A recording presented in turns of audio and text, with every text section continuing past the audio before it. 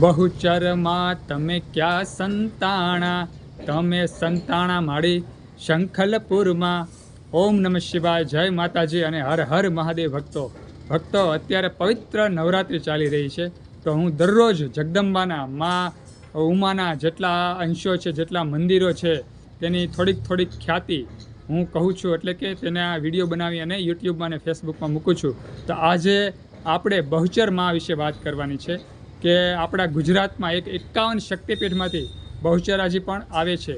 અને અહીં બહુચરાજી માતાજીનું મંદિર ખૂબ આપણા મહેસાણાની બાજુમાં આવેલું છે. તે ખૂબ જ સુંદર છે અને ખાસ નવરાત્રિમાં ખૂબ જ ભક્તો ત્યાં જઈ અને દર્શન કરે છે. ભક્તો, આજે તમને જે બહુચરાજીની વાત કરું તો જ્યારે પ્રજાપતિ દક્ષે યજ્ઞનું આયોજન કરેલું અને મા સતી તે યજ્ઞમાં હોમાઈ ગયા હતા. મહાદેવનું અપમાન સહન ન કરી શક્યા, કારણ કે પ્રજાપતિ દક્ષે ખૂબ હળાહળ મહાદેવનું અપમાન કર્યું હતું અને મા સતી તે સહન ન કરી શક્યા અને પોતે અગ્નિમાં હોમાઈ ગયા.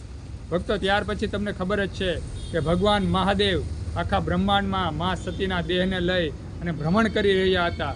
અને ત્યાર પછી ભગવાન વિષ્ણુએ તે દેહના ટુકડા કરી અને જ્યાં જ્યાં તે ટુકડા પડ્યા ત્યાં એક શક્તિપીઠની સ્થાપના થઈ. તો આ બહુચરાજી છે તે પણ એક શક્તિપીઠ જ છે.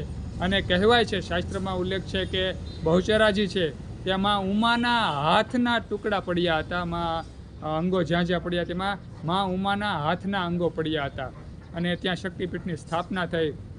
અને અત્યારે ખૂબ જ ત્યાં ભાવક ભક્તોની ભીડ જોવા મળે છે. ખૂબ જ સુંદર મંદિર છે અને મા જગદંબાનું એક આ રૂપ જ છે બહુચરાજી, અને તેનું વાહન પણ કુકડો ખૂબ સુંદર છે.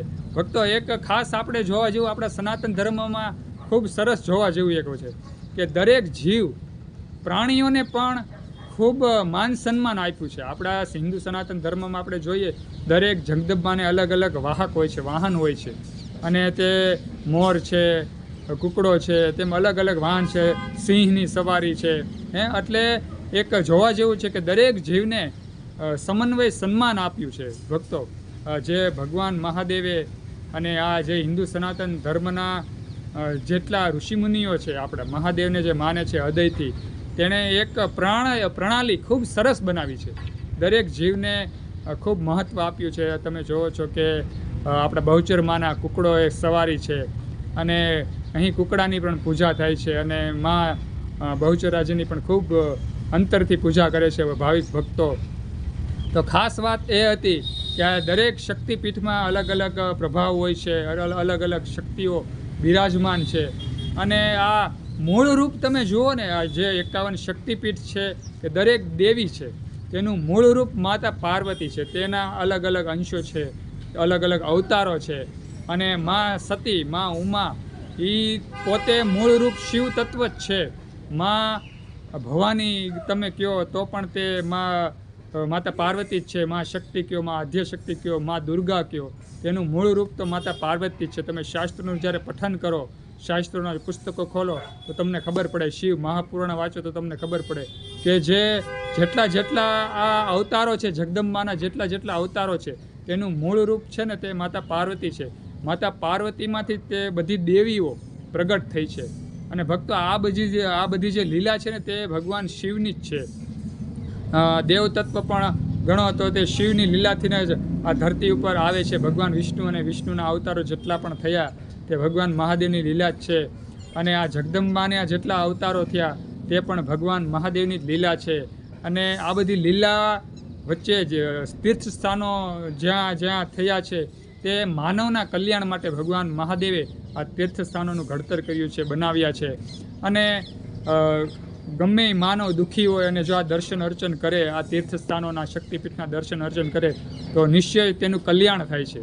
તે 100% છે. ભક્તો, આપણે જોઈએ છીએ કે ઘણા માનવીઓ દુઃખી હોય છે, દરિદ્રતાથી પોતે પીડાતા હોય છે, પણ કંઈક આપણે જોઈએ છીએ કે સંસારમાં કે દુઃખી માણસ હોય ને તાત્કાલિક થોડાક સમયમાં તે ધનવાન બની જાય છે અને ખૂબ સુખી થઈ જાય છે.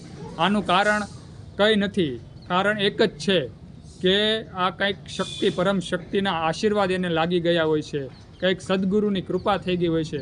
ત્યારે કોઈ જીવ દરિદ્રતામાંથી, દુઃખમાંથી તરત જ ફટાફટ સાંસારિક જીવોની વચ્ચે પોતે સુખી થઈ જાય છે. એટલે કાંઈક એવી તત્વ હોય છે, ક્યાંક એની પુનાઈ હોય છે, અંતરનો ભાવ હોય છે, જગતને ક્યાંક એનું એવું પુણ્યનું કાર્ય થઈ ગયું હોય છે તે જીવથી કે જે ફટાફટ તેની પેઢી પરિવાર સુખી થઈ જાય છે. તો ભક્તો ખાસ એટલું જ કહેવાનું કે તમે પણ ધર્મ ભક્તિથી જીવન જીવજો અને તમારા પરિવારને પણ કહેજો કે ધર્મ ભક્તિથી જીવન જીવે, જેથી પરમ શક્તિ પરમાત્માની કૃપા સદા નિરંતર આપણી પર વરસતી રહે. એક દિવસ ભક્તિ કરી લીધી પછી નીચે બેસી ગયા પછી નથી કરવી એવું નહીં.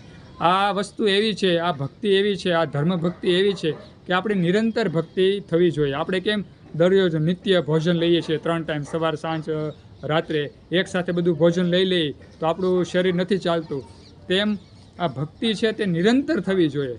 તો ઈશ્વરને ગમે છે, તો મા શક્તિને ગમે છે, મા ઉમાને ગમે છે, ઉમાના જેટલા અવતારો છે તેને ગમે છે, ભગવાન શિવને પણ ગમે છે. એટલે નિરંતર ભક્તિ કરજો.